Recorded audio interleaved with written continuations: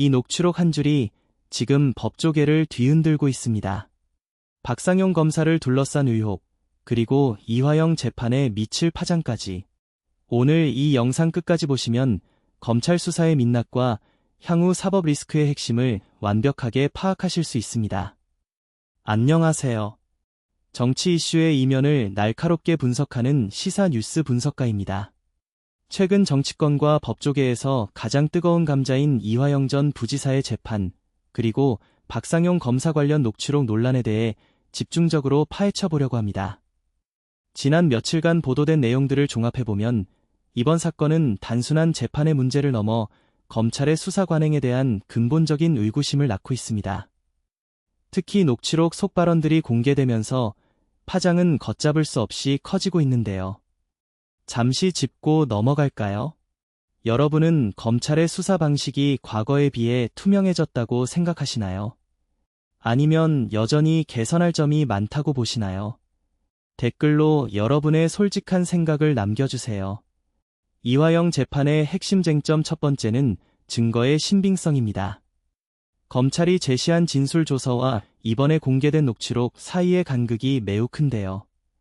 법조계 내부에서도 이 증거가 과연 재판 과정에서 어떻게 활용될지 의견이 분분합니다. 두 번째 쟁점은 회유와 압박 논란입니다. 박상용 검사 측의 입장은 명확하지만 녹취록 속에 담긴 맥락은 수사 과정에서의 강압적 분위기를 암시한다는 주장이 나옵니다. 이는 사법 리스크의 핵심으로 떠오르고 있죠. 마지막 세 번째는 사법 시스템의 신뢰도 문제입니다. 한 검사의 행위가 전체 검찰 조직의 신뢰성에 영향을 미치는 상황에서 이번 재판 결과는 향후 검찰 개혁 논의에도 엄청난 영향을 미칠 것으로 보입니다. 통계에 따르면 최근 시사 프로그램에 대한 관심도가 3,050 직장인 사이에서 급증하고 있다고 하는데요. 여러분도 퇴근길에 이런 뉴스를 접하시면서 나름의 결론을 내리곤 하시죠? 이제 본격적으로 녹취록의 세부 내용을 분석해 보겠습니다. 특정 단어의 선택, 그리고 그 맥락 속에서 검사가 전달하고자 했던 메시지를 법리적으로 해석해보면 결론이 조금 다르게 보일 수 있습니다. 검찰 측의 해명은 무엇이었나요?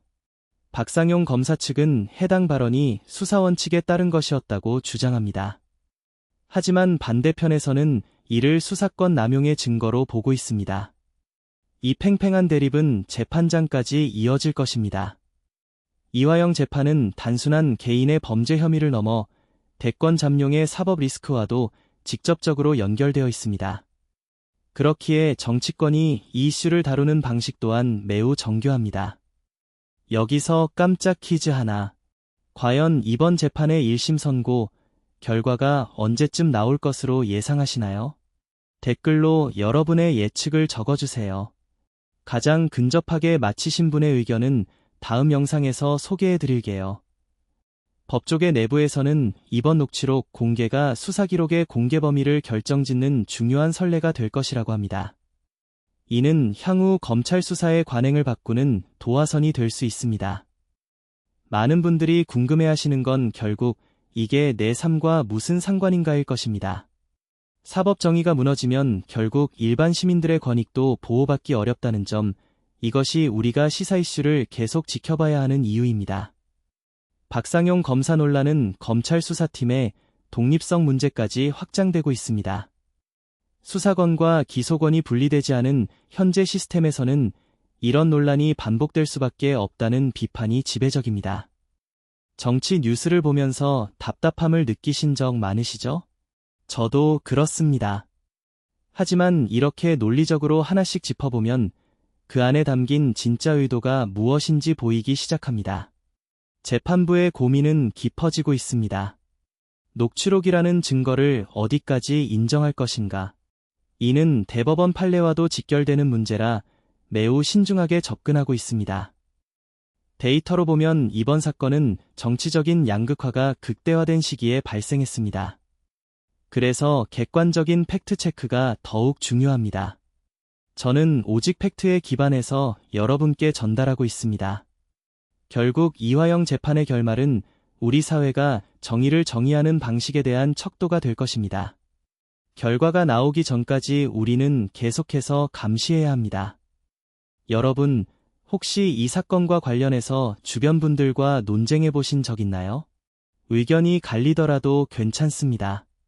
그 논쟁이 우리 사회를 더 건강하게 만드니까요. 박상용 검사 이슈를 다루면서 느낀 건 우리 법조계가 이제는 변화를 받아들여야 한다는 점입니다. 시대가 변한 만큼 수사 방식도 진화해야 합니다. 재판의 다음 기일에는 어떤 증거가 추가로 제출될까요? 녹취록 외에도 수많은 자료들이 검토되고 있습니다. 그중 가장 중요한 포인트를 다음 영상에서 짚어드리겠습니다. 검찰의 수사권과 관련된 논란은 어제 오늘 일이 아닙니다. 하지만 이번처럼 구체적인 녹취가 등장한 경우는 드뭅니다. 그래서 더 파장이 큽니다. 시청자 여러분, 영상 길이에 상관없이 끝까지 봐주셔서 감사합니다. 여러분의 그 관심이 저에게는 가장 큰 힘이 됩니다. 이화영 재판의 파장은 단순히 한 인물에 국한되지 않습니다. 정권의 향방을 가를 수 있는 중대한 변수이기 때문입니다. 법적 다툼은 결국 논리 싸움입니다. 박상용 검사 측의 논리와 변호인단의 논리, 어느 쪽이 재판부를 설득할 수 있을까요? 사법 리스크는 기업 경영에도 큰 영향을 미칩니다. 이화영 재판은 우리 경제와도 무관하지 않다는 점을 기억해야 합니다. 여러분은 이 상황에서 어떤 선택을 하시겠어요? 검찰의 원칙 대 피의자의 인권 보호. 이 딜레마 속에서 여러분의 입장은 어디인가요? 녹취록 내용 중 가장 논란이 되는 부분은 무엇일까요? 바로 거래에 대한 언급입니다. 이것이 사실이라면 법치주의의 근간이 흔들리는 일입니다. 검찰 내부에선 자정의 목소리도 나오고 있습니다. 이번 논란이 검찰 조직 전체의 쇄신으로 이어질지 지켜봐야 합니다. 우리는 이 사건을 통해 공정한 수사란 무엇인가를 다시 정의해야 합니다. 결과가 과정보다 앞설 수는 없습니다. 오늘 분석 도움이 되셨나요? 여러분의 댓글이 다음 영상을 만드는 가장 큰 동기입니다. 궁금한 점은 무엇이든 남겨주세요. 박상용 검사 관련 이슈, 이제는 정치적 이해관계를 떠나서 바라봐야 할 때입니다. 진실은 항상 그 너머에 있으니까요. 이화영 재판의 다음 행보는 어떻게 될까요? 증인신문과 증거조사 과정에서 또 다른 변수가 등장할 가능성이 큽니다. 사법 리스크는 피해갈 수 없는 시대적 과제입니다. 투명한 재판, 공정한 검찰, 우리 사회의 기본입니다. 혹시 오늘 다룬 내용 외에 더 궁금한 점이 있으신가요?